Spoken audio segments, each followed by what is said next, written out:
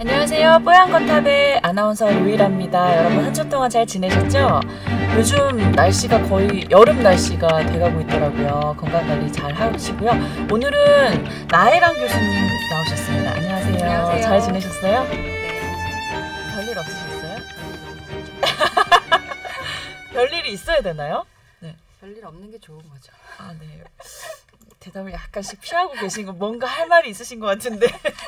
그리고 오늘 조동찬 기자님도 나오셨어요. 안녕하세요. 네, 안녕하세요. 네. 안녕하십니까. 예. 안녕한 얼굴이 아니에요. 얼굴이 좀 안 좋아 보이세요.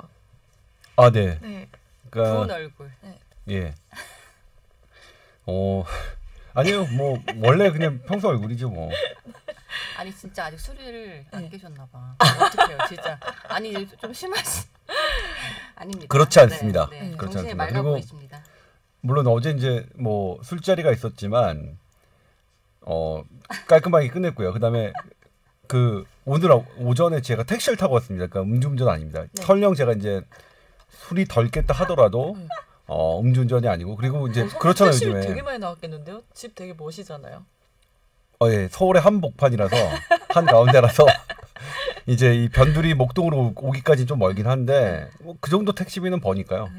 뭐 저 회사 올 때 주로 택시 타고 와요. 네. 오늘만 그런 게 아니라. 예. 오늘 방송이 더 잘 되실 것 같아요, 느낌상. 네.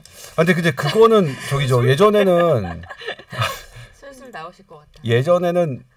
아침에 음주 단속 안 했잖아요. 그리고 그러니까 혈중 알코올 농도가 어느 정도 일정 이상이어야만 이제 뭐 처벌했는데 윤창호법이라고 해서 지금은 이제 그렇지 않잖아요. 그래서 술을 어제 그다음에 이제 젊었을 때는 대학생 때는 전날에 아무리 술을 많이 마셔서 그 다음날 깼잖아요, 사실. 언제쯤 얘기예요? 지금 대학교 때 얘기를. 그러니까 근데 저는 뭐냐면 나이가 들면서 드는 건 뭐냐면 술이 예전보다 안 취해요. 젊었을 때는 그러니까 술 마시면 취해서 오. 막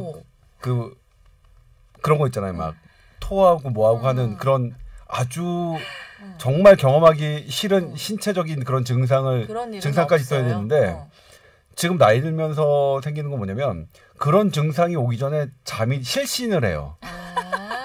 없는 게 아니라 그것까지 그러니까. 가지를 못한다. 그러니까 그때까지 가지 못하고 네. 실신해서 다행이지 뭐예요. 예. 네. 근데 이제 예전이면 뭐냐면 그러니까 예를 들면 7시간 정도 자면 네. 깨야 되잖아요. 네. 근데 7시간이 자도 깨지 않는 그런 아주 이상한 그러니까 그건 좀 슬퍼요. 그러니까요. 제가 솔직히 말씀드리면 어제 11시 반 정도까지 마셨는데 좀 많이 마시긴 했어요. 그러면 오늘 아침까지 잔 시간이 8시간이거든요. 8시간을 잤으면 그래도 꽤 나름 잔 거잖아요. 근데 이 컨디션이니까 술이 안 깼는지 모르겠지만 좀 더 자야 이게 돼요. 네. 못 일어나겠더라고요. 그래서 오늘 좀 늦었는데. 근데 술 취해는 진짜 잠자는 게 최고인 것 같아요. 저도 해보면. 아, 그래요? 네. 그렇죠. 잠을 못 자면 너무 힘들고. 숙취라고 하면 우리 이 지상 최대 전문가일 거잖아요. 술이 덜 깨셨나 봐요. 술 얘기가 너무 많이 나왔어요. 네. 시작하시죠. 예. 선배님 어제 주종이 소맥이셨어요? 아니요. 저희 그러니까 회사 그 관계자들이랑 마셨는데 회사 근처에서 목동에서 위스키? 아니요. 와인이었습니다. 네. 아. 제가 특히 또 와인에 약하거든요. 이런 질문. 아니 와인이 좀 술이 진짜 맞아. 오래 다음날 가는 것 되게 같아. 힘들어. 숙취가 와인은. 심해 사실. 맞아요. 왜냐면 이렇게 달달한 냄새가 계속 나서. 향기 나는 냄새. 자. 시작하시죠. 예. 자, 오늘 잡담 이제 여기까지 하고요. 네. 사연이 오늘도 한 2가지 정도 들어와서 소개를 해드릴까 하는데요. 일단 사연 보내실 주소 먼저 소개를 해드릴게요. tower@sbs.co.kr로 궁금한 거 있으시면 많이 보내주세요. 자, 오늘은 2가지가 있는데 먼저 소개해드립니다. 안녕하세요. 평소 만성 비염이나 축농증도 없는데 지지난주 꽃가루가 날리던 날 이틀 내내 밖에서 활동한 후에 목에 가래가 생기고 누워있으면 코로도 넘어오는 상태가 됐습니다. 일주일 견디다가 이비인후과에 들르니 비염이라고 3일 정도 약을 먹으면 나을 거라고 하네요. 자, 그런데 여기서 궁금한 게 목과 코에 생기는 일종의 콧물과 가래라는 것은 밖으로 배출될 수도 있고 또 목으로 넘어갈 수도 있을 텐데요.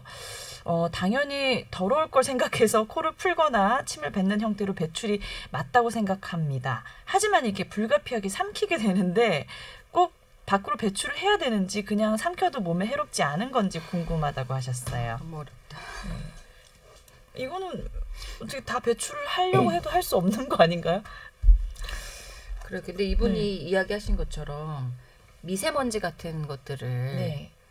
마시게 되면 꼭 뱉어줘야지 되지 않느냐. 이제 이거를 좀 궁금해하신 것 같아요. 네. 실내에 있을 때는 뭐 자연적으로 뒤로 넘어간다고 해도 그냥 배출물이니까. 근데 최근에 미세먼지가 워낙에 뭐 그런 중국발.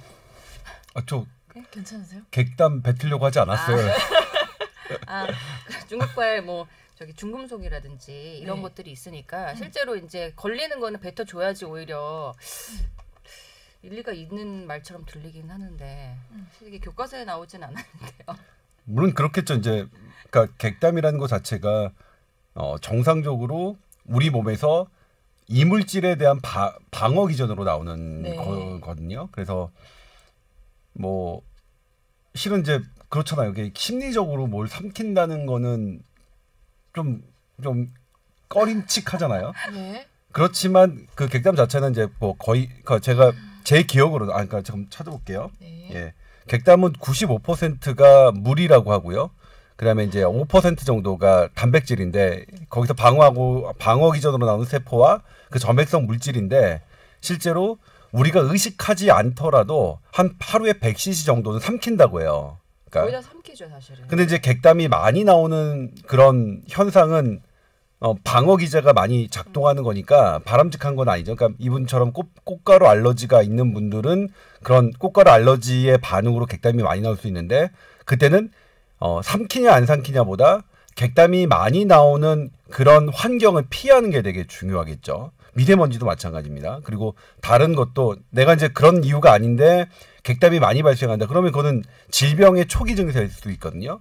예를 들면 뭐 감기가 좀 더 악화돼서 뭔가 진행할 때 객담이 많이 나오고 그다음에 콧물 누런 콧물 같은 경우에도 처음에는 콧물이 맑잖아요. 맑은 거는 이제 점액성 이렇게 이 분비물이고 거기에 누런 거는 이제 그 면역 세포들이 이 딱 그까지 합류된 거거든요. 그래서 이 콧물 그러니까 객담 그러니까 누렇게 되는 것은 나의 방어 기전이 좀 더 그러니까 좀 더 깊이 있는 방어 기제가 작동한 것이니까. 그러니까 다 나아갈 때쯤에 그렇게 되잖아요. 네, 그러니까 이제 그 부분은 조심해야죠. 그리고 뭐 우리가 잘 알듯이 결핵의 초기 증세는 객담이고요. 그러니까 이 가래가 많이 나오는 거고 제가 예전에 소개해드렸지만 어떤 이름 모를 진드기가 폐에 있을 때도 객담으로 나올 수 있으니까 그래서 객담이 많이 나오는 현상 자체를 조금 유심 있게 봐야 된다. 그러니까 삼키냐 안 삼키냐보다 그리고 뱉으실 수 있는 순간이면 뱉으셔도 되고 그런데 뱉으시기가 되게 어려운 환경이면 삼키는 것도 우리 나혜령 교수님이 방금 말씀하셨지만 별로 교과서에 나올 만큼 해로운 거나 그런 건 아니다. 95%가 물이고 물론 뭐 나머지는 이제 우리 몸에 있는 단백질이니까 근데 다만 미세먼지가 있고 뭔가가 있다. 그걸 또 삼켜야 되느냐라고 한다면 좀 꺼림칙하긴 하지만 근데 달리 생각해 보면 미세먼지가 많은 날은 우리 많이 마시니까 공기로도 많이 마시니까 그렇게 객담을 삼키는 게 어떤 치명적인 어떤 건강에 유해성을 가져올 것 같지는 않아요. 근데 객담이 나온다는 것 자체가 어차피 그러니까 콧물이나 가래로 밖으로 나오든지 아니면은 여튼 어쩔 수 없이 삼켜서 그 위장관으로 간다든지 결국은 배출되는 과정이잖아요. 네. 근데 물론 이제 조금 이따가 얘기를 하겠지만 아주 엄밀하게 생각하면은 여튼 삼키고 나면은 위장관으로 들어갈 테니까 아무리 그게 밖으로 결국은 나온다고 해도 인체에는 뭔가 변화를 줄 수는 있을 것 같긴 해요. 근데 여튼 원론적으로는 객담이 생겼다는 거는 그게 어떤 뭐 유해 물질이 바로 우리 혈액 시스템으로 들어가지 않고 걸러지기 위해서 객담 형태로 해서 이렇게 어떻게 보면은 없애려고 만드는 과정이고 사실 삼키는 거가 그렇게 나쁠 것 같지는 않거든요. 그래서 이걸 꼭 고민하실 필요는 없을 것 같기는 하고요. 다만 이제 최근에 미세먼지 같은 것들이 정말 중금속 같은 게 있으면 사실은 뱉어주는 게 좋을 것 같기도 한데 몸에 쌓일 근데 수도 있잖아요. 그거를 매번 뱉는 거는 참 어려우니까 어떻게 그걸 아니 이게 사실은 뱉으려고 해도 못 뱉는 게 맞죠. 그래서 이거는 여기 질문하신 분 말처럼 네. 꼭 밖으로 배출되어야 할 더러운 것은 아니지만 최근처럼 정말 만약에 유해한 환경이 있으면 조금 애매하다. 네. 근데 사실 결론적으로 뱉기는 어려울 것 같아요. 네. 저는 아침에 이제 방송하려고 할 때 항상 목이 참 잘 잠기는 스타일이에요. 아 담배를 많이 피시는구나. 좀 줄이세요. 그럴까요? 네, 줄이세요. 네. 아 진짜인 줄 알잖아요. 누가 들으면. 이제 포기했어요. 네, 저는 그쵸? 이렇게 말하면. 네. 네, 알만한 사람은 다 아닌 거 아닌 거죠. 예. 그래서 막 방송할 때 실수한 적도 많고 목이 막혀가지고. 콜록콜록해서. 네. 네. 그러니까 이게 무슨 약간 오래된 질환처럼 낫지를 않아요. 그런 건 왜 그런 거예요? 저는 이게 목이 잠긴다. 네, 거의 매일 그런 것 같아요. 아침에 방송할 때는 뭐 이건 정말 사람마다 체질인 것 네. 같기는 해요. 좀 좋아질 네, 수 있는 네. 방법이 없을까요? 좋아지는 거요. 네. 글쎄 자기 전에 좀 가습 같은 걸 잘 하고 자는 거. 음. 일어나자마자 목을 푸는 거. 그거 안 되나요? 풀면 더 힘들어요. 더 힘들어요? 네. 어. 자꾸 왜 가래가 이렇게 하면 더 올라오는 거 있잖아요. 안 내려가고. 잠깐만요. 대체가 없는 질문을 해드려서 죄송해요. 알아서 잘 풀어볼게요. 네, 알겠습니다. 네. 자, 그러면은 뭐 어쨌든 삼키는 거에는 큰 문제는 없다 이런 말씀이시죠? 네. 네. 사실은 뭐 진짜 유해가스가 막 나오는 그런 거를 먹는 거 좋지는 않을 테니까 뭐 그런 것까지 고려한다면은 좀 어려운 질문이겠지만 네. 아주 그냥 근본적으로 기본적으로 생각하면은 꼭 이런 가래를 삼키는 게 어차피 배출이 되기 위해서 네. 그냥 흡입하는 것보다는 좋은 경로를 택한 거잖아요. 네. 그래서 아주 나쁘지는 않을 것 같습니다. 뭐 그다음에 이제 객담에 대해서 그 흡연자분들께 말씀드리고 싶은 게 네. 흡연자들은 객담이 별로 가래가 별로 안 나와요. 왜 그러냐면 이제 네. 흡연 자체가 이 객담을 분비하는 그 선모 기관지의 선모 세포의 기능을 많이 떨어뜨려서 그래서 이제 그분들이 많이 말씀하시는 게 담배를 끊었더니 가래가 잘 나온다라는 말씀 많이 하거든요. 그러니까 객담이 잘 나오는 것은 그러니까 그런 환경은 그러니까 방어 반응이라서 그렇지만 잘 나오는 것은 나의 건강상의 의미, 그러니까 건강한 기능을 하고 있다 이렇게 생각하시면 되고 흡연자분들 담배 끊으세요. 갑자기 담배 안 피시죠? 아, 그럼요. 생뚱맞게 무슨 한참 전에 끊었죠. 한참 전에. 너무 생뚱맞은 이야기가 네, 맞습니다. 다른 사연으로 넘어갈게요. 네, 그러시죠. 안녕하세요. 뽀얀 거탑 잘 듣고 있는 청취자입니다. 며칠 전에 이런 기사를 봤습니다. 살 빼려고 주문한 건데 매일 녹차 마시다가 급성 간염 걸린 10대 소녀 기사였대요. 녹차 추출물이 그렇게 위험한지요? 농축이 돼서 그런가요? 그리고 사실 녹차나 녹차 추출물은 몸에 좋다고 하는데 우리나라 중국 사람들이 많이 먹잖아요. 근데 이 기사는 미국에서 나온 사례거든요. 그래서 이게 인종적인 차이나 평소 식습관의 차이가 있는 건지 어쨌든 이게 녹차가 좋은 건데 어떻게 급성 간염에 걸릴 수 있는지 이거 궁금하시다고 사연 보내주셨어요. 근데 이 기사를 보니까 네. 녹차만 정확하게 마신 건지가 사실은 정확하진 않거든요. 그렇긴 해요. 그렇죠. 네. 아니 이 기사에서도 사실 그런 얘기가 있었어요. 네. 예, 거기서 보면은 뭐 다른 약을 먹지 않았는데도 이 이제 소녀가 다이어트를 했거든요. 네. 그래서 사실 다이어트를 제 생각에는 많이 안 먹었을 것 같고 기본적으로 좀 면역 상태, 몸 상태가 많이 떨어져 있는 떨어졌을 상태고요. 그런 상태였을 것 같고 네. 또 구입한 녹차가 딱 녹차 하나를 우리가 생각하는 녹차 티백 하나를 이렇게 마신 것이 아니고 되게 농축된 녹차 성분인데 구체적인 녹차의 성분표가 잘 알려지지 않았어요. 그래서 사실 시간이 없죠. 다른 그런 허브 성분 같은 것들이 들어가 있을 수 있을 것 같고, 네. 여튼 급성 간염이 온다는 거는 간이 급격하게 무리하게 일을 했다는 거잖아요. 네, 네. 다량의 약물을 복용한 것과 거의 비슷한 네. 효과, 원리일 수도 있는 건데, 하여튼 이 젊은 몸이 되게 약할 것으로 추정이 되는 마른 소녀한테는 이 고농축의 녹차 성분을 함유한 알 수 없는 성분의 그 다량의 어떤 약초 성분이 급성 간염을 일으킬 수도 있겠죠. 뭐 얘기하신 것처럼 인종적으로 네. 백인이거나 혹은 개인적으로 좀 더 취약한 체질일 가능성도 있었겠지만 여튼 이거를 뭐 일반화해서 녹차를 많이 먹으면 급성 간염이 온다더라라고 하는 건 너무 무리가 있을 것 같고요. 네. 하여튼 관련돼서 어떤 이제 아프실 때 다른 보충제를 먹어도 되냐, 뭐 한약을 먹어도 되냐 이런 이야기를 하시는 분들이 있으신데 저는 웬만하면 그냥 다 드시라고 하거든요. 몸에 좋은 건 챙겨 드셔라. 근데 다만 이제 뭐 항암 치료를 한다든지 네. 몸이 오히려 너무 약해졌을 때 다른 약을 많이 먹고 있으면 좋다고 구해서 먹는 약들이 어떤 성분들이 간에는 오히려 되게 무리가 될 수가 있는 거거든요. 네. 그래서 이제 그런 경우는 저는 이제 피하라고 얘기를 하고요. 아마 여기도 녹차를 먹어서 간염, 급성 간염이 왔다기보다는 이 개인적으로 좀 많이 약해진 상태에서 아마 좀 과도한 다른 성분이 많이 들어가 있지 않았을까라는 생각이 좀 드네요. 이제 이 기사는 그 왜 나왔냐면 그럼 제가 이제 정답을 얘기하는 것 같아서 그렇게 말씀드리면 안 되는데 왜 나온 것 같으냐면 네.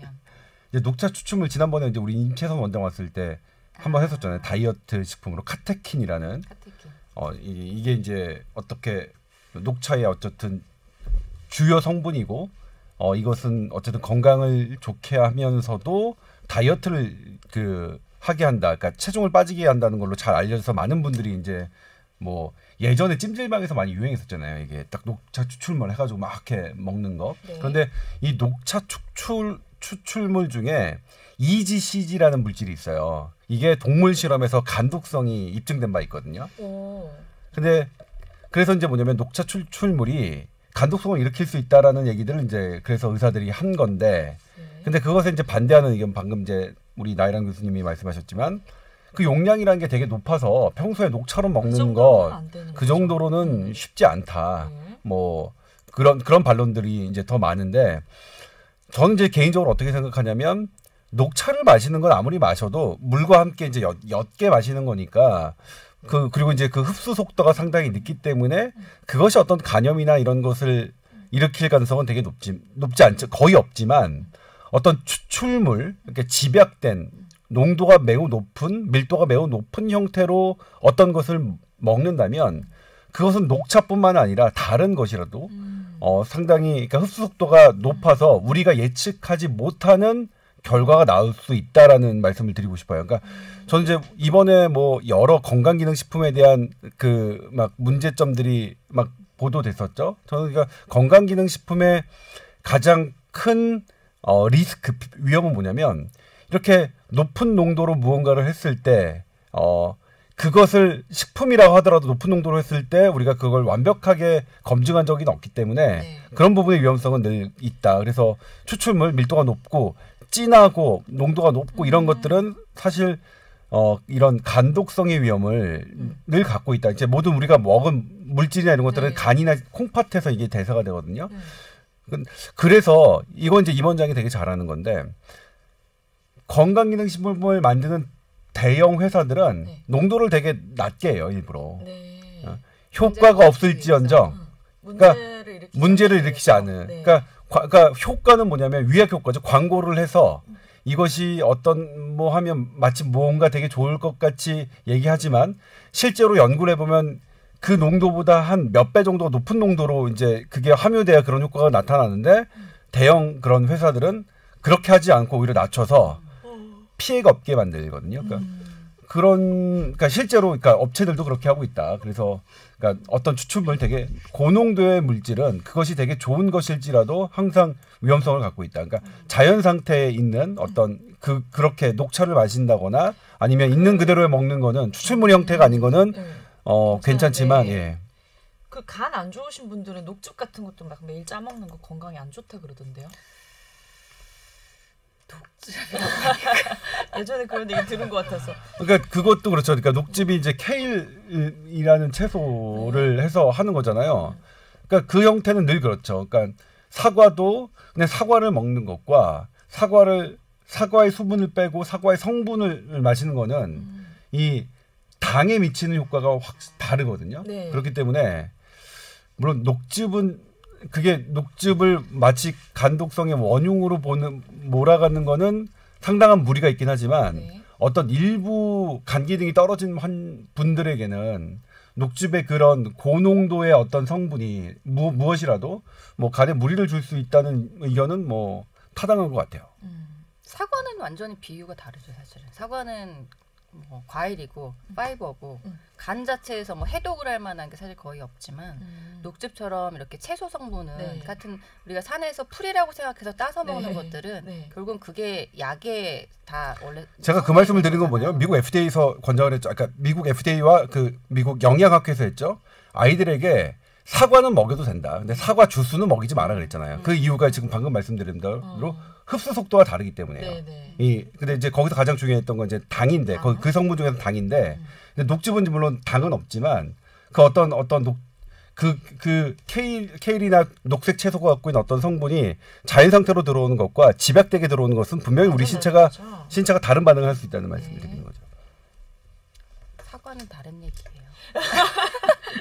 사과는 괜찮겠네요. 과일이니까. 아니, 그거는 아까 얘기하신 네. 것처럼 당의 문제를 얘기를 한 거고 네. 아무튼 보통 하여튼 몸이 안 좋으시면 뭔가 다른 뭐 것들을 챙겨서 드시고 싶어 하시는 분들이 많으신데 네. 여기서 말씀 이제 하신 것처럼 이 추출물 그리고 조금 알 수 없는 성분의 이런 것들을 먹는 건 평소에는 좋을 수 있는데 네. 하여튼 특히 몸이 이렇게 좀 안 좋을 때는 네. 더 무리가 갈 수도 있을 그 것 같아요. 건강기능식품 요즘 너무 다양하게 좋은 많죠. 것들 많이 나오잖아요. 그거 이렇게 막 챙겨 드시다 보면은 진짜 알약으로 한 10개 이상도 막 먹으시는 분들도 계시는데 그렇게 다 이렇게 한꺼번에 많이 먹는 거는 괜찮아요? 그렇게 권장하는 경우도 있더라고요. 근데 아까 얘기하신 것처럼 사실은 이제 그 농도 자체를 낮게 만들어서 네. 일반적인 건강 상태에서 먹는 거는 괜찮은 경우도 있는데 네. 아무튼 뭐든지 간의 입장에서는 좋은 것도 말 그대로 일을 해야 되고 나쁜 약 어떻게 보면 필요한 약도 일을 해야 되는 거기 때문에 네. 이제 동시에 너무 여러 가지 일이 들어오면 그 자체가 간한테는 염증을 줄 수 있는 거잖아요. 그래서 저는 항상 그런 얘기를 드리는 게 정말 나는 몸에 좋은 건 뭐든지 드셔도 되는데 다만 제가 성분을 확인할 수 없는 거에 대해서는 특히 몸이 안 좋으실 때 약이랑 같이 너무 많이 먹게 되면 무리가 올 수 있으니까 좀 건강을 오히려 찾으신 다음에 드셔라라고 얘기를 합니다. 네. 그리고 이제 사과 얘기가 나왔으니까 다시 또 추가를 드린다면 사과에서 가장 중요하게 생각하는 게 이제 우리가 비타민 C거든요. 사과가 예를 들면 이제 비타민 C 그렇잖아요. 그래서 사과에 이제 그래서 우리가 비타민 C만 따로 뽑아서 이렇게 약으로 팔고 있잖아요. 네. 근데 사과에 비타민 C가 갖고 있는 사과 전체를 해서 뽑아서 비타민 C의 그 항산화 효과하고 항암 효과를 따져봤더니 비타민 C만 따로 뽑은 것보다 그 항산화 항암 효과가 280배가 더 높았어요. 이게 2000년에 네이처에 실린 논문입니다. 네네. 물론 이제 그 이후에도 2012년도에 이제 자마라고 하는 미국 의학 저널에도 똑같은 어떤 한 성분만을 갖고 하는 것보다 전체를 다 하는 거는 이제 여러 연구에서 입증되긴 했지만 방금 말씀드린 것처럼 어떤 그 전에는 우리가 이제 하나의 성분만을 가지고 되게 무언가를 입증하려고 했던 게 현대의학이었다면 최근에는 그게 좀 바뀌는 추세다. 그러니까 통으로 하는 어떤 부분, 그러니까 그때 이제 김광준 교수가 되게 자세하게 얘기했지만 그런 것들을 천천히 자연 상태에서 흡수 속도도 자연 상태로 하는 게 되게 중요한 개념이 되었다라는 말씀을 좀 드리고 싶네요. 네. 그러니까 건강기능식품 챙겨 먹는 것도 좋지만 평소에 골고루 영양가 있는 음식들을 잘 섭취하는 게 그러니까 중요하다. 지금 뭐냐면 이런 건강기능식품에 대해서는 우리 이제 게스트 중에서 되게 찬성하시는 분이 임채선 원장하고 나혜란 교수인 것 같아요. 네. 그렇죠? 뭐요? 저 찬성 그렇지 안 해요. 않아요? 근데 저는 이제 뭐 그거 좋아요. 건강기능식품을 안 했어요. 저는 개인적으로 챙겨 먹는 게 별로 없어요. 저도 약을 막 많이 먹는 걸 안 건강기능식품을 어떻게 비판할 그 무엇을 갖고 있지는 않지만 제가 그 근거를 갖고 있지는 않지만 네. 건강기능식품이 갖고 있는 그런 중요한 부분들을 우리 주변의 음식으로도 되게 구할 수 있다. 별로 어렵지 않게. 저도 그런 생각입니다. 거기에 굉장히 동의하고요. 네. 네. 그래요? 사과 먹는 거, 통째로 먹는 거는 흡수하는 방식이 달라지죠, 완전히. 네. 네, 그래서 그럼 우리 3대 1이네. 네, 3대 1. 세 그런 명이 얘기를 저는 한 적이 없는데요. 네. 예. 저는 제철 음식 그래요. 먹는 그러면 걸 우리는 선호합니다. 3대 1이에요. 네, 임채소 원장만 그렇게 네. 하는 걸로. 네. 그쪽인 걸로. 왕따인 걸로. 알겠습니다. 자, 오늘 본격 주제는 나혜란 교수님이 좀 잘 안 들어본 용어였던 것 같아요. 마이크로바이옴이라는 부분에 대해서 좀 자세히 설명을 해주신다고 하던데요. 제가 또 설명하겠다고 한 적은 없어요. 그래요? 그러면 이 부분을 오늘 설명하지 같이 마시고 이제 같이 예, 얘기해보자. 얘기를 한번 해볼까요? 뭐 그런 네. 거였죠. 네. 마이크로바이옴이 뭔가요? 아니 이게 요즘에 너무 무거운 네. 주제를 또 많이 다루신 것 같아가지고 최근에 조금 가볍지만 되게 중요한 주제 중에 하나가 네. 그 마이크로바이옴, 그 미세생물 체죠. 네. 얘기를 하는데 네. 이게 이제 시작된 지가 오래되지가 않았어요. 한 30년 전 됐나요? 네. 그 정도 전부터 시작이 됐는데 그냥 사람이 건강을 챙길 때 네. 내 몸만 내 DNA만 생각을 하지만 우리 몸에는 사실은 제2의 내가 살고 있다는 거죠. 네. 그게 미생물이에요? 미생물들이랑 같이 살고 있다는 이야. 거죠. 이제 네. 과학자들이 이걸 우리가 크게 놓쳤던 것 같다라고 생각한 지가 불과 30년이 되지 않았고요.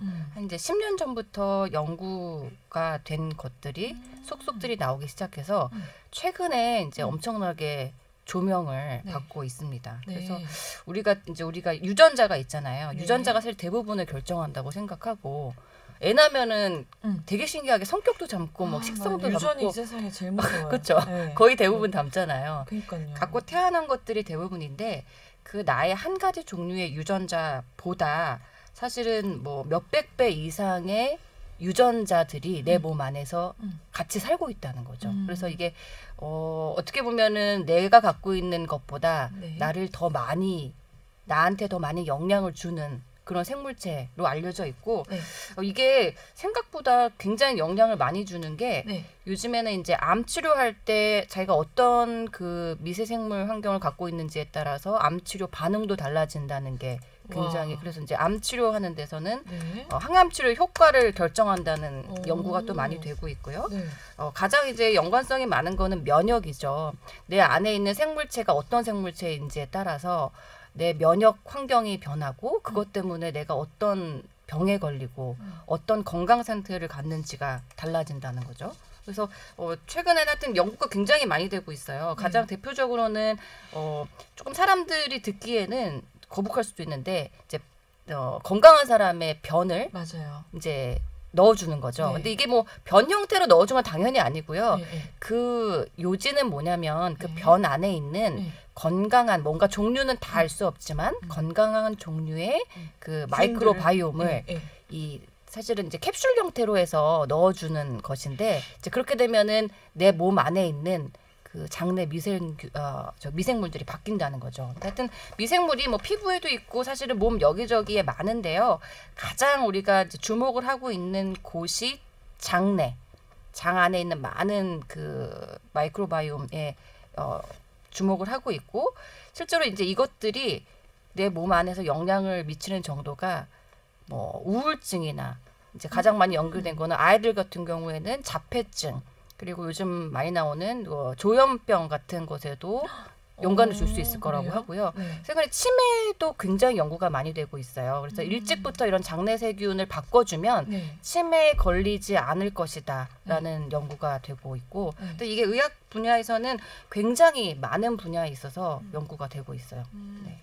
그러니까 미생물이 좋은 게 있고 나쁜 게 있는 건가 봐요. 근데 어떤 게 좋은 건지 어떤 게 나쁜 건지는 사실 명확하게 다 밝혀지진 않았어요. 네. 그래서 예전에 우리가 페니실린이라는 항생제가 생기면서 이제 페니실린이 굉장히 이제 인류의 아주 획기적인 발견을 했죠. 예, 네. 그것만 있으면은 어떤 다 낫는다 약간 이런 정도였는데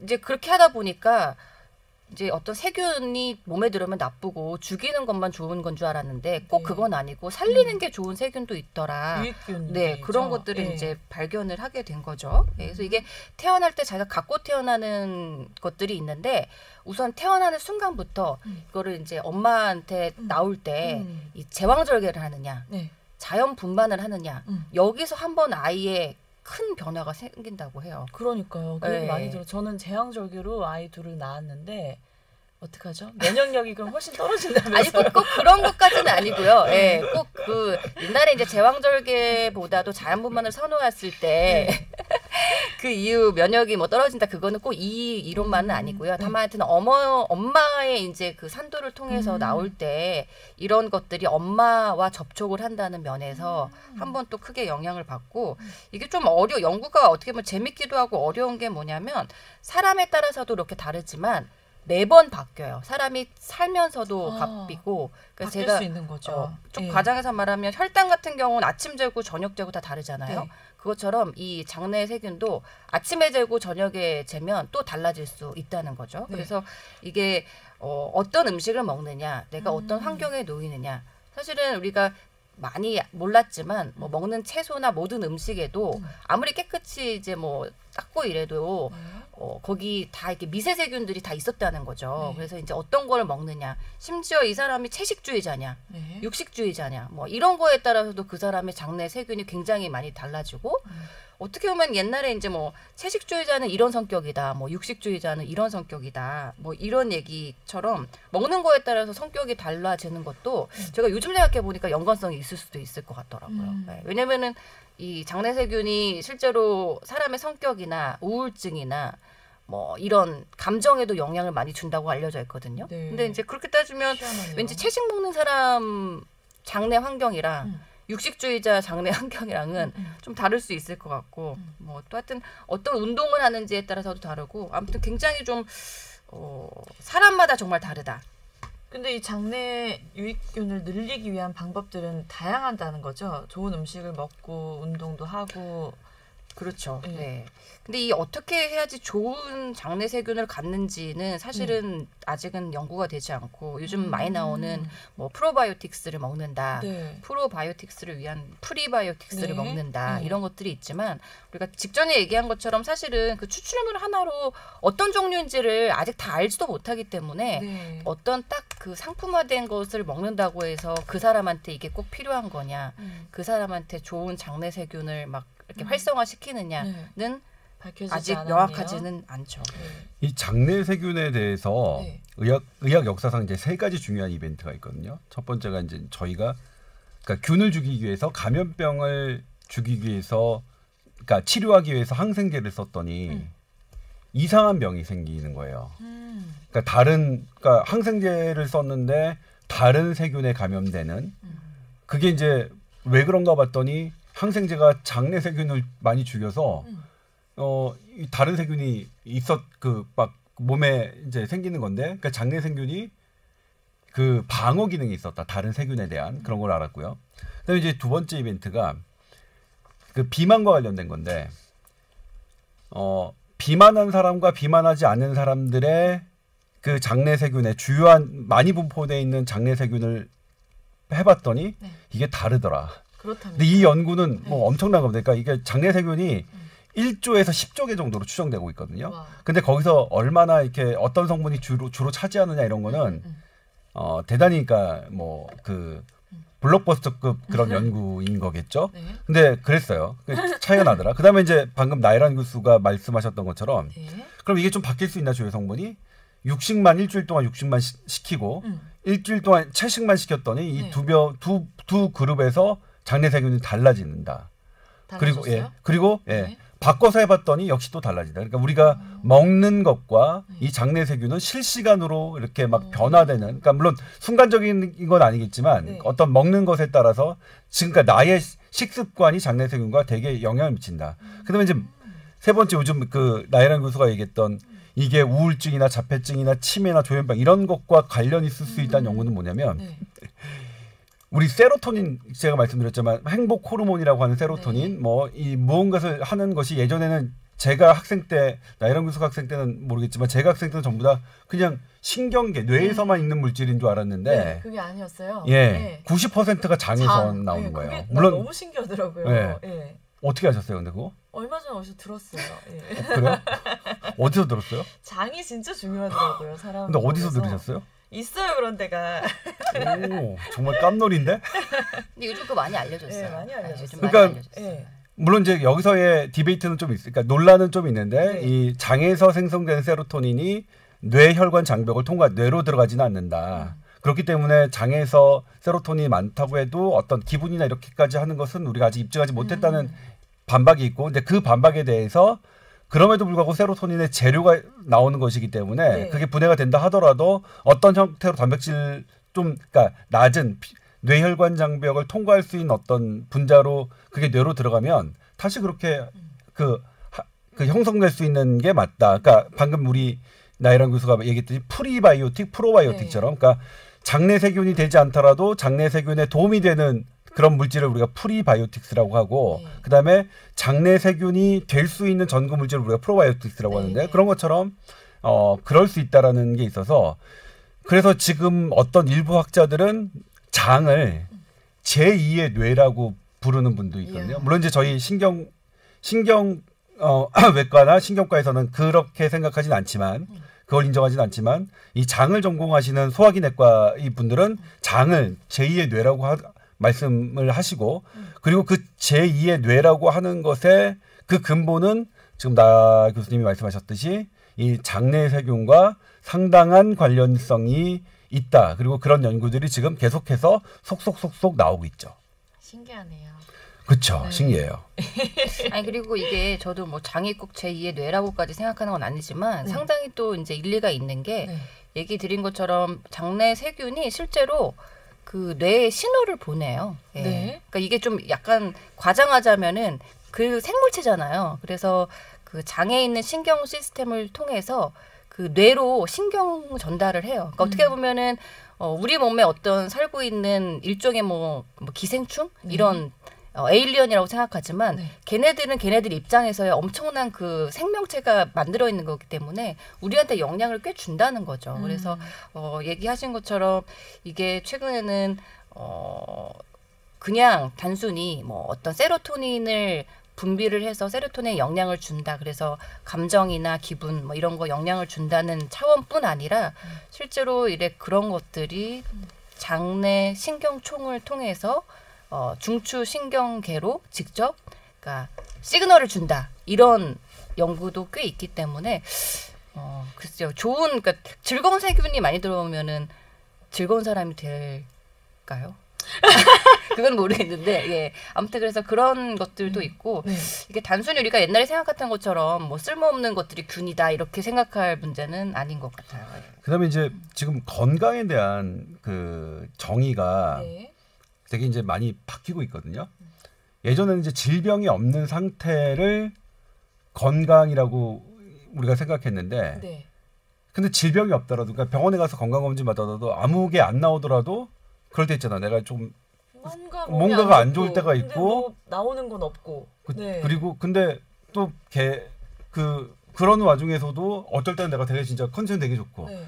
그 차이가 뭐냐라고 뭘까요? 네. 여러 개가 있겠죠. 여러 개가 있을 수 있는데 그 중에 하나가 또 장내 세균이 등장합니다. 그러니까 내가 어떤 질병이 아니더라도 이 내 장내 세균이 되게 좋을 때가 그런 건강 상태에 있다라는 개념이 그러니까 그런 이제 새로운 건강 개념에 장내 세균이 뭐 중요한 위치를 차지하고 있죠. 근데 변 이식이라는 건 지금 하고 있는 하고 거예요? 있죠. 하고 실제로요? 있죠. 예, 실제로 하고 있습니다. 예. 그러면은 이 뭐 먹는 습관이나 이런 것들로 장내 세균이 좋은 쪽으로 바뀔 수 있다고 했는데 왜 굳이 그런 변 이식을 해야 되는 거예요? 근데 그게 먹는 걸로 바뀌기에는 아까 얘기한 것처럼 실제로 사람이 먹는 걸 다 완벽하게 컨트롤하기가 어렵고 그리고 이제 우리가 지금 이제 질병이 있는 사람 대상으로 건강한 사람의 것들을 이식하는 걸 하고 있잖아요. 네. 그러니까 사실은 장내를 통째로 바꿔줘야 되는 건데 그 먹는 걸로만 사실 해서 꾸준히 유지하기 힘들죠. 물론 이제 식습관 바꾸거나 이런 거를 권유할 수 있겠지만 네. 단기간에 어떤 치료 효과를 내려면 당장 예를 들어서 뭐 염증 뭐라고 했죠? 과민성 뭐 대장증후군이라든지 아니면은 뭐 항암 치료를 하는 환자라든지 네. 뭐 이런 경우에는 대량의 이런 것들을 완전히 바꿔야 되기 때문에 이거를 먹는 걸로 해서는 어렵죠. 예, 그거는 어렵죠. 예. 근데 실제로 효과가 꽤 있다고 해요. 예. 아니 근데 지금 그 류 아나운서가 했던 질문들이 학자들이 한 질문이네요. 과연 장내 대변 이식이 우리가 그렇게 할 정도로 타당성을 갖고 있느냐라는 질문들이 있었고 네. 그것에 대해서 그러니까 여러 연구들은 그러니까 이건 이제 뭐냐면 그렇게 우리가 그러니까 타당성이라는 건 되게 이제 우리 인보사 문제에서도 되게 많이 했지만 상대적인 개념이잖아요. 이것이 갖고 있는 리스크와 이것이 갖고 있는 이득을 따져보는 건데 네. 대변 이식이 갖고 있는 리스크는 그렇게 많지 않으니까 그러니까 되게 뭐 실은 뭐 그냥 자연물이죠. 자연물. 사람도 자연이니까 사람의 하는 그리고 건강한 사람의 대변을 이식하는 거니까 건강한 사람의 자연물인데 이걸 이식하고 봤더니 나타난 효과가 얼마나 지속되는지는 우리가 확인하지 않았지만 가장 먼저 나타나는 게 장이 되게 많이 자주 이 폐색되는 장 기능이 멈춰진 환자들에게 이 되게 좋은 효과를 발휘했고 그리고 이제 우리 뭐 나 교수님 말씀했지만 뭐 아토피나 뭐 이런 알러지 반응이 있는 사람들에게도 효과가 있는 게 나타났으니 이게 갖고 있는 위험성에 비해서는 위험성은 되게 낮은데 그런 효과들이 있고 그리고 이 효과들이 대단히 그게 오래 지속되는지는 아직 확인되지 않았지만 그런 의미에서 그러니까 뭐 타당하다고 보는 분들이 많은 것 같아요. 네. 실제로 학자들도 모든 사람이 동의하는 건 아니고요. 실제로 이제 뭐 어떤 일부 유명한 학자는 우리가 뭐 한 30-40년, 50년 가까이 이런 임상 연구를 했는데 그 결과를 보면은 뭐 프로바이오틱스나 프리바이오틱스를 한다고 해서 그렇게 크게 체인지가 안 된 거 보면 뭐 이게 정말 얼마나 효과가 있는지에 대해서 의문을 제기하는 사람도 있긴 있어요. 근데 여튼 이전에 연구되지 않았던 새로운 개념이라는 거고 이게 마이크로바이옴이라는 게 이제 단순히 우리 몸에 있는 어떤 미세 생물체가 아니라 어떻게 보면 나와 공존하고 있는 내 건강을 내 유전자보다 더 시시때때로 규정하는 어떤 중요한 생물체라는 게 발견된 거고 또 실제로 아까 얘기하신 것처럼 이제 제일 많이 쓰이고 있는 거는 이제 그 마이크로바이옴이 우리 면역 체계를 바꾸고 있다, 조절하고 있다는 개념이 제일 지금 이제 가장 중요한 포인트거든요. 그래서 이 대장 염증, 크론병이라든지 아니면은 IBD 같은 것에서 많이 이렇게 IBD가 뭐죠? IBD가 그렇죠. 과민성 대장증후군. 네, 과민성 그러니까, 대장증후군. 네. 저 그거예요. 아 그래요? 배변 습관 좋으시다면서요? 네. 배변을 너무 많이 하실 수도 있죠. 너무 많이 하고 있어요. 거기서 많이 쓰였고, 아까 일단 얘기한 것처럼 최근에 되게 중요한 거는 그 암 치료에서 사실 어떤 그 마이크로바이옴은 실제로 암을 유발할지도 모른다라는 것들이 있는데 여튼 그것까지는 찾아낼 수는 없지만 마이크로바이옴을 바꿔서 암 치료제에 잘 듣는 환경을 만들어주자라는 거는 되게 그러니까 상품화 될 정도로 상업적으로도 많이 연구가 되고 있습니다. 근데 이제 이 대장 장내 세균, 이 세균이 되게 중요하다는 거는 점점 밝혀지고 있는데, 근데 이제 장내 세균 하면 이제 바로 검색이 뜨는 게 그 유산균 제품들이거든요. 그리고 실제로 매우 많은 쇼닥터들이 유산균을 가지고 돈을 많이 벌었고, 근데 그 돈을 번 것 갖고 상당히 많은 비판이 있어 왔어요. 예를 들면 이제 어떤 한 의사입니다. 의사가 TV에 나와서 유산균을 처방해서 자기는 난임, 불임 환자를 뭐 치료했다라는 방송을 뭐 이렇게 방송이 나왔고 그것 때문에 사실 의사협회에서 대한의사협회에서 회의를 열었습니다. 그때 저도 이제 회의 참가자로 갔었는데. 그러니까 그 정도로 혼탁되어 있는 것도 사실입니다. 유산균이 마치 모든 그러니까 이 장내 세균이 되게 중요한 거는 맞는데 지금 이 과학적인 팩트를 갖고 이걸 상업적으로 이용하는 세력들도 상당히 많다. 그래서 유산균이 마치 만병통치약인 것처럼 선전하시는 분들이 많은데 그거는 아닌 것 같아요. 그거는. 유산균 먹으면 거의 살아서 가는 애들이 거의 없다면서요. 그러니까 그들이 그래서 어쨌든 그렇죠. 살아서 가는 건 없는데 살아서 가진 않지만 그게 대단히 그 원래 유익균의 그 좋은 환경을 만든다. 그렇기 때문에 좋다. 그렇게 돼 있죠. 그리고 그런 연구들은 제법 돼 있어요. 그래서 그걸 부정하지는 않지만 그리고 지금 시중에서 파는 그런 유산균들이 건강에 그러니까 건강에 도움이 된다는 것을 부정하지는 않지만 마치 그게 모든 만병통치약처럼 둥갑하는 것은 그건 되게 좀 경계할 일이다. 근데 그런 것에 의사 면허증을 딴 사람들이 앞장서고 있는 거는 그러니까 지금은 요즘은 좀 덜한 것 같아요. 예전에는 몇 년 전에는 되게 그게 문제였었거든요. 네.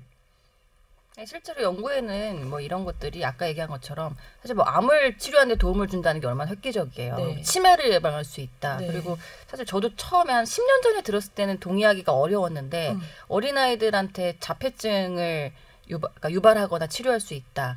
심지어 조현병처럼 아주 인류가 아직 해결을 못한 이런 것들을 만들거나 없앨 수 있다는 게 사실 이해가 안 됐거든요. 근데 실제로 요즘에 이제 이걸 보다 보니까 관련이 정말 있을 수 있겠더라고요. 그래서 그런 맥락에서 불임도 실제로 치료 효과가 있다는 연구가 꽤 나왔어요. 근데 문제는 시중에 파는 어떤 종류의 어떤 뭐 특정 제품이나 어떤 추출된 부분에 유산균을 먹는다고 해서 장내 세균은 바뀌는 것은 아니고 이것도 아까 얘기한 것처럼 사실 건강한 사람의 입장에서 조금 더 건강한 환경을 만들어줄 수는 있지만 예를 들어서 그게 다 장까지 도달한다고 해도 근데 그렇다고 해서 병에 있는 사람을 정말 완전히 치료할 정도로 장내 세균이 바뀌느냐 이건 아닐 것 같거든요. 그래서 아까 얘기한 것처럼 굳이 왜 먹어도 되는 거를 변 이식까지 해야 되느냐 이거는 사람이 몇십 년 동안 쌓아온 자기의 그 장내 세균의 환경이라는 거는 어마어마한 거기 때문에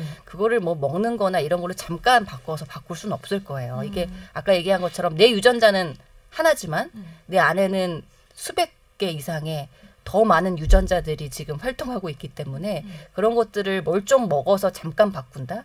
걔네들도 지금 엄청나게 그 생태계 환경을 만들어서 내 몸에 있는 거거든요. 그래서 이제 그거를 완전하게 좀 바꿔주는 의미에서 최근에 변 이식 그 FMT라는 걸 하는 거고 아까 얘기하신 것처럼 어떤 유산균을 먹었다, 어떤 제품을 먹었다 해서 갑자기 막 그 몸의 환경이 바뀌고 이거는 아니기 때문에 이거를 이제 병 있는 사람한테까지 그렇게 유혹을 하면 안 될 것 같기는 해요. 그러니까 제가 말씀드리는 건 뭐냐면 그러니까 불임을 겪고 계신 분들이 불임 치료를 받으면서 유산균을 드시는 거 전혀 반대하지 않죠. 그건 뭐 설령 그거는 지푸라기 잡는 심정으로 뭐라도 더 해야 되는 거니까. 그러니까 항암 치료를 받으시는 분들이 치료를 받으시면서 유산균을 드시는 거 전혀 반대하지 않습니다. 제가 반대하는 건 불임 치료 두고 그 유산균으로 불임 치료를 대신하시는 것 그런 것들을 경계하는 거죠. 그러니까 이런 연구들은 확실하게 나와 있지만, 그러니까 확실하게 나와 있는 게 아니라 그러니까 연구로 계속되는 건 되게 중요한 사실인 것 같아요. 되게 바람직한 일인데. 그런데 이제 예를 들면 자폐증만 같더라도 자폐증에 관련해서 어떤 그런 균들이 중요하다라는 것들이 나오는 것과 서울대병원에서 서울대병원이 아니라 신경정신과 정신건강의학회에서 자폐증의 치료로 유산균을 딱 지정하는 건 다른 문제거든요. 그렇죠. 우리가 그러니까 뭐냐면 이게 일반 소비자들 입장에서 자폐증에 관해서 어떻게 유산균을 바라보는 거는 정신건강의학회 학회의 그런 가이드라인으로 봐야 되는 것 같아요. 그러니까 그 연구하는 것들은 되게 좋지만 그런 의미가 있고요. 그다음에 저는 이제 개인적인 생각인데 제가 실은 작년에 연수했을 때 이 장내세균 그 제2의 뇌라는 것 때문에 그냥 그러니까 흥미가 있어서 공부를 했어요. 저는 개인적으로 어떤 결론에 도달했냐면 이거 개인적입니다. 이 장내세균은 내 건강의 총합이다. 내가 무엇을 먹고 어떤 운동을 하고 잠을 얼마나 자는 것이 나의 장내세균의 현재 상태를 결정하고 그게 그러면 이제 그런 상태가 내가 음식 먹는 거냐 어떤 활동을 하니까 똑같은 음식을 먹더라도 얘는 그래서 바람직하게 이거를 대사하고 그런 건 아닐까라는 생각을 좀 했어요. 그러니까 이 아까 나 교수님이 말씀하셨지만 변한다 이게 정말 나의 그러니까 지금 변하는 건 음식이나 이런 것 때문에 변하는 거지만 좀 더 연구가 된다면 음식뿐만 아니라 어떤 생활, 그러니까 수면 습관이나 다른 이를테면 나의 직장 생활이나 스트레스 이런 그러니까 스트레스는 또 많이 밝혀졌잖아요. 그런 네. 이런 것들과 영향을 받는다면 장내 세균이라는 건 그러니까 나와 똑같 그러니까 몸의 일부일 수 있다. 세균이라는 게 어떤 기관, 장, 그러니까 간이나 콩팥이나 심장 이런 것처럼 하나의 기관일 수 있겠다라는 생각이 저는 좀 들었어요. 아니요, 기관 이상이죠. 지금 얘기하신 건 어떻게 보면 왜냐면은 기관은 말 그대로 기관인데. 아, 뇌도 기관이잖아요. 아, 그렇죠. 얘네들은 네. 살아서 생명체가 있는 거니까.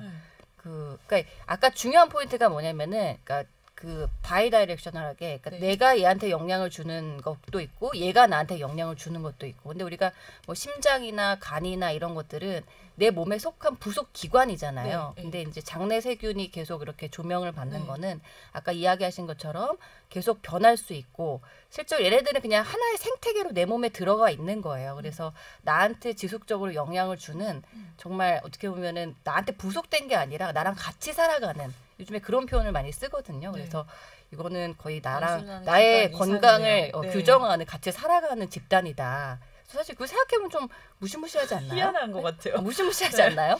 네. 근데 다시 되돌아가서 네. 예전에 우리 이제 어른들 그랬잖아요. 잘 먹고 잘 싸면 그게 건강하다라는 그렇죠. 네. 말씀을 하셨는데 네.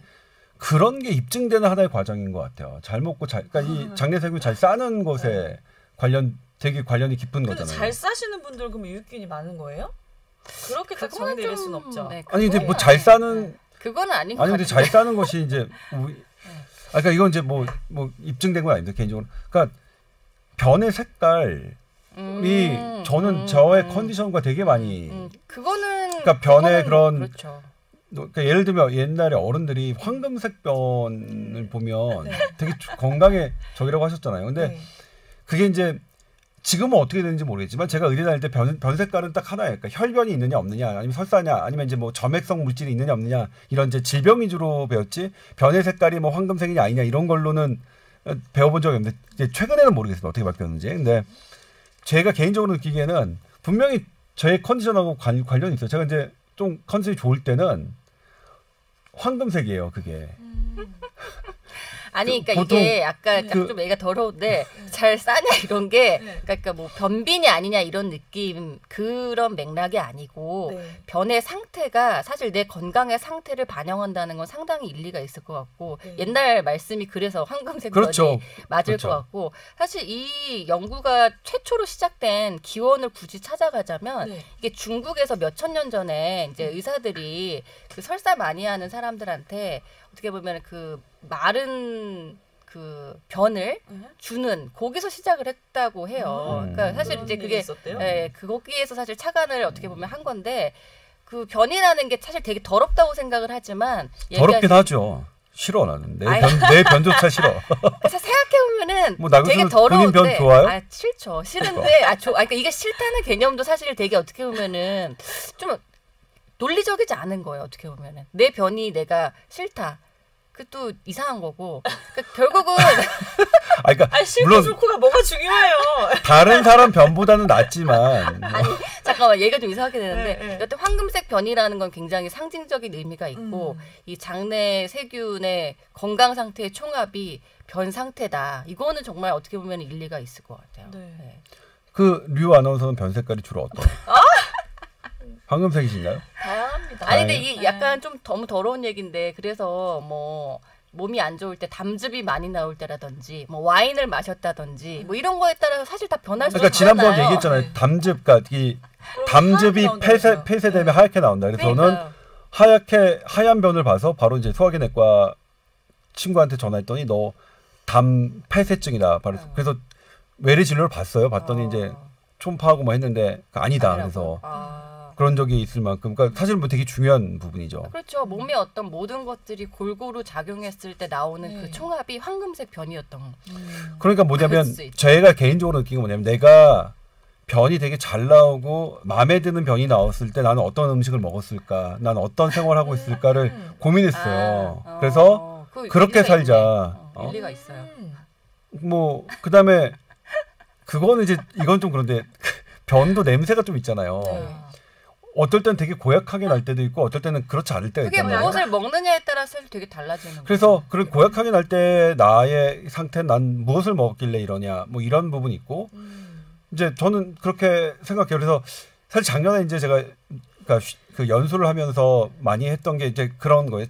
제 자신에 대한 관찰이죠. 그러니까 내가 어떻게 무얼 먹고 그다음에 그러니까 사실 제가 이제 여러 번 말씀드리지만 제가 작년에 깨달았던 거는 나는 내가 먹고 싶지 않은데 먹는다는 걸 되게 깊이 있게 깨달았어요. 그래서 내가 먹고 싶을 때 먹을 때, 그러니까 먹고 싶은데 참는 게 아니라 배고픈데 참는 게 아니라 먹고 싶지 않을 때 먹지 말자라는 거. 그러니까 나는 내가 먹고 싶지 않은데도 음식을 막 먹는 나 자신을 발견해서 그 부분을 말씀드리는 거고, 그다음에 또 하나가 이제 변 때문에 사실은 제2의 뇌 이 부분을 되게 재미있게 봤어요. 근데 이제 이 부분은 제가 책에 쓰진 않았습니다. 그러니까 어떤 결론에 도달하기에는 뭔가를 내가 메시지를 전달해 드리기에는 부족하다 싶어서 사실은 이제 한 절반 정도 썼다가 제가 이제 안 했는데 그래서 그냥 제가 공부한 내용을 말씀드리는 건데 저 개인적으로는 이 변이 되게 잘 나오는 마음에 드는 변이 나오는 순간이 내가 지금 건강하게 생활하는 거고 그게 아니면 뭔가가 내가 지금 건강하지 않은 생활을 하고 있는 거다. 예를 들면 이제 극명한 얘가 술 많이 마시면 변 상태 되게 안 좋아지잖아요. 그러니까 저만 그런가요? 그런 것 같기도 하네요. 맞아요. 네. 그러니까 그런 것처럼 어떤 음식을 먹고 내가 음식뿐만 아니라 저는 이제 이거 생각도 그런데 제가 스트레스를 되게 많이 받고 세상이 싫다, 뭐 세상이 왜 이래 막 이렇게 막 스트레스 받을 때는 저는 개인적으로 역시 변도 유쾌하지 않아요. 이게 되게 이제 비과학적인 말이죠. 예, 비과학적인 말인데 유쾌하다 불쾌하다 이거 아니 근데 되게, 그거 논리가 좀 있어요 사실은. 네. 여기서 얘기하기 좀 그런데 하여튼 논리가 좀 있는 분명 얘기예요. 연관이 있을 연관이 것 있고요. 같아요. 예, 예. 실제로 정신과에서는 예전에 진짜 심리학적으로도 상당히 연구가 많이 됐던 부분이고 이게 하여튼 그 겉 필링이라는 말이 있잖아요. 네. 예, 그 거시라는 게 이제 GUT 장을 얘기하는 거. 건데. 영어 쓰시려면 네. 좀 설명 좀 해주세요. 예? 그래서 이제 그게 우리가 정말 이게 그 어떻게 보면 뭐 본능적인 정말 이렇게 막 그냥 직관적인 느낌을 말할 때 겉 필링이라고 하는데 그러니까 GUT, 필링은 그냥 우리 느낌 그런 거죠. 그런 거죠. 그 정도 아실 것 아니 같긴 한데 임채선 원장 같은 분은 그거 못 알아들을 거예요. 이분은. 그러니까 그런 분들을 위해서 근데 뭐. 겉 필링이라는 게 옛날부터 정말 많이 썼던 그냥 말인데 사실 그게 굉장히 과학적이고 논리적인 이유가 있을 수도 있겠다는 거죠. 실제로 우리가 생각하고 느끼는 것에 많은 부분이 내 아이디어일 수도 있지만 마이크로바이옴의 영향을 받은 아이디어일 수도 있을 것 같아요. 네. 뭔지 그게 다라고 할 수는 없겠지만 뭐 또 다른 영향이 있겠지만 그래서 저는 예전에 그러니까 이번에도 뭐냐면 게임 중독 때문에 네. 정신과 진단 체계에 대해서 다시 제가 이제 생각해 봤는데 제가 예전에 레지던트 때는 정신과라는 학문을 인정하지 않았어요. 그래요? 뭐 이드 에고 슈퍼 에고 막 얘기하는데 포인트 네. 그게 뇌에 어디 있다고. 근데 이제 지금은 뭐냐면 이번에 정신과학의 진단 체계를 다시 들여다보면서 이분들은 이제 현상학적으로 이 질병을 만드신 분들인데, 그러니까 어떤 원리인지는 모르겠지만 왜 하품을 하느냐? 뭐 그건 지랄타겠죠. 근데 그 부분에 현상학적으로 이런 것들을 관찰해서 질병을 만드셨는데 보니까 그게 있는 거야. 뭔가가 이제 그 뇌 쪽으로 뇌나 어떤 부분에 그게 있는 거야. 그래서 현상학적으로 관찰하고 어떤 분류하는 거는 그건 되게 중요한 관찰이다. 네. 과학적 관찰이다. 그래서 이번에 게임 중독을 보면서 이제 그 ICD, 그러니까 WHO에서 유럽에서 하는 ICD와 미국에서 하는 게 그 DSM인가요? DSM을 보면서 그리고 그들이 갖고 있는 왜 차이가 나냐면 관점이 다르기 때문에, 그러니까 유럽 사람들이 보는 현상을 보는 관점이 왜냐면 이제 다르다는 관점이 거죠. 다르니까 이제 그렇죠. 진단명이 달라질 수밖에 없구나. 그리고 그들이 이걸 통합하려고 노력하는데 통합하지 않는 이유도 예전에 이해 못했거든요. 정말 예전에 이해 못했어요. 뭐 이 사람들, 그러니까 그러니까 우리로서 신경외과를 전공한 외과를 전공한 사람은 이해할 수가 없거든요. 이게 그럴 수 무슨 있죠. 장난의 질병의 병명이다. 기관자인데 그런데 이번에 들여다보면서 그 생각 그래서 이 관찰로서 병명을 분류했기 때문에 시각에 따라 다르게 보일 수 있다는 게 그리고 그게 맞을 수도 있겠다는 생각이 좀 들었어요. 왜냐하면 우리나라하고 지금 뭐냐면 미국하고 그러니까 똑같은 과민성 대장증후군이라고 하더라도 똑같은 진단 기준으로 할 수 있느냐? 지금은 차이가 나죠. 아스피린도 다르거든요. 약 효과가 우리나라 동양인에 쓰는 것과 서양인에 쓰는 것 그런 것처럼 그런 부분이 좀 뭐 들었어요 생각이. 그래요. 정신과는 알고 보면 굉장히 심오한 게 많아요. 우리 신경외과 선생님이 보시기에는 네. 실체가 없는 학문이라고 얘기를 아니요, 많이 저 하시는데 아니요, 저 실체가 없는 네. 철었을 때는 그렇게 생각했지만 지금은 전혀 그렇게 생각하지 않다. 완전 심오한 네. 학문이라고 생각한다고 그렇죠. 말씀드린 네. 거예요. 예. 알면 알수록 굉장히 사람의 정신이라는 것은 심오한데 심지어 그게 최근에 과학적으로까지 입증이 되고 있으니까. 근데 저는 마지막으로 얘기 드리자면은 개인적으로 의사로서 생각하기에 네. 과학이 요즘 너무 발전이 되고 있으니까 저도 깜짝 놀랄 만한 어떤 사소한 것들을 입증을 하는데 그 소소한 것들을 어떻게 이게 다 우리가 뭐 신이 있는지는 모르겠지만 몸이 이렇게 알아서 작동하고 있다는 게 너무 신기하더라고요. 그러네요. 그래서 네. 참 이렇게 인간이 아까 얘기하신 것처럼 이런 것들을 밝혀가는 과정이 어떻게 보면 되게 알지 못하는 큰 비밀들이 있는데 너무 정신과 의사스러운 말인가요? 이런 것들을 아니요? 이제 과학적으로 하나씩 음. 뭐 누가 보면은 어떻게 보면은 되게 이제 너네 하나 더 알아냈구나 이렇게 하는 것처럼 딱 그런 것 같아요. 그러니까 네. 그 누군가가 저는 신이 있다고 믿거든요. 그러니까 종교나 이런 걸 무관하게 그런 생각 저는 요즘 되게 많이 들어가지고 이제 드디어 너네 요거 하나 더 알아냈구나 약간 이런 생각이 들어서 야, 이 인체의 정말 신비는 무한하다. 맞아요. 근데 사실 이 부분은 아인슈타인 박사님께서도 그 말씀하셨잖아요. 자기는 신이 이 세상을 지배하는 물리의 원리를 밝혀내고자 한다는 거 말씀하셨고 있어요. 아인슈타인 자서전 보면. 그다음에 또 이제 마지막에는 자기가 밝혀낸 지금 일반 상대성 이론에 아인슈타인이 예측했던 게 100년 후인 지금 막 밝혀지고 있잖아요. 막 중력파나 그다음에 블랙홀의 이런 그런 것들이 엄청난 거죠. 엄청난. 근데 아인슈타인이 말씀하신 게 뭐냐면 내가 알고 있는 이 원리는 이 무수한 모래, 해변의 모래알에 불과하다. 뭐. 맞습니다. 진짜 하여튼 요새는 그래서 좀 더 겸손하게 살아야겠다는 생각을 많이 합니다. 너무 생뚱맞은 결론인데. 결론이 겸손하게. 그런 문제 우리 몸에 감사하자. 네. 우리 몸에 그러니까 감사하자. 진짜 이거는 의사라고 해서 다 고쳐줄 수는 없고요. 맞아요. 정말 자기가 갖고 있는 뭔가 우리가 다 밝혀내지 못하는 건강 시스템이 있고 그 중에 일부 새로운 관점으로 밝혀주고 있는 게 마이크로바이옴인 것 같습니다. 네. 저는 그래서 개인적으로 그러니까 이 장내 세균 이 부분에 대해서는 되게 흥미가 있고 되게 좋아요. 재밌어요. 예, 재밌어요. 네, 예. 얘기가. 아니 이거 되게 중요한 것 같아요. 진짜 중요해요. 중요하고 네. 재밌는 얘기였어요. 예. 장내 환경을 좋게 만들기 위해서 노력을 근데 열심히 조금 해야겠네요. 네. 우리가 경계해야 될 거는 상업화된 제품들이 많이 나오고 있어서 네. 그런 부분은 좀 소비자들이 변별력을 갖고 예. 잘 판단하시는 그러니까 그 부분 아까도 말씀드렸지만 그걸 드시는 건 괜찮은데 네. 그게 막 전적으로 전적으로 위해서다 이런 건 아니라는 거죠. 그렇죠. 그러니까 항암 치료를 받으시면서 유산균을 드시는 거는 뭐 전혀 근데 그런 거죠, 뭐. 네. 오늘 말씀 감사합니다. 재밌었나요? 너무 재밌었는데요? 네. 인간이 바꿀 수 있는 건 한계가 있는 것 같아요. 생뚱맞은 그리고 이 교수님인가요? 얘기를 들으니까 뭔가 더 건강해질 수 있는 열쇠가 되는 것 열쇠도 같아요. 있죠. 예, 큰 예. 열쇠죠. 예, 예.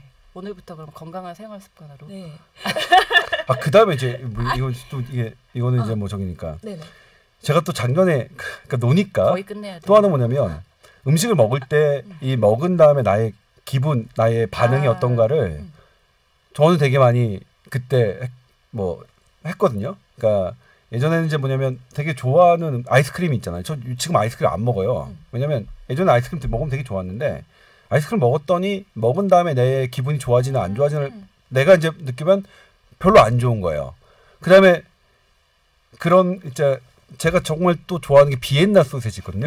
정말 좋아하는데 비엔나 소세지를 한 개, 두 개 먹었을 때는 상관이 없는데 한 여러 개, 7개, 8개 좀 되게 많이 먹는데 그렇게 먹고 났더니 그전에는 뭔가 기분이 나빠져서 내가 기분 나빠지는 거는 하지 말자. 그러니까 정답은 뭐냐면 이제 나 안에 있다. 내가 스스로 정답이 있는데 내 스스로가 보내는 신호를 내가 그동안 무시해온 건 아닐까라는 완전히 이거 비과학적인 아니 얘기입니다. 이거 정말 아니 과학 조금 근데 있어요. 진짜 본인 스스로의 네. 내 몸이 공간 원하는 상태를 것이 사실 나한테 엄청 필요한 것이다. 이거 되게 중요한 예민하게 거예요. 느껴야 되겠네요. 그러니까 뭐냐면 제가 그래서 그 올해 처음에 이제 의과대 강의할 때 뭐냐면 너는 네 자신을 되게 믿어야 된다. 네 자신을 지지하고 믿어야 정말 된다. 중요한 말이에요. 건강. 그러니까 근데 선배님 너무 비관- 많으시지 않았어요? 저요? 될것 같은데. 아니 그렇진 않아요. 딱 근육이에요. 아니 준비할 때 된 것 같아요. 네. 즐거운 얘기 들었습니다. 감사합니다. 네, 고맙습니다. 네.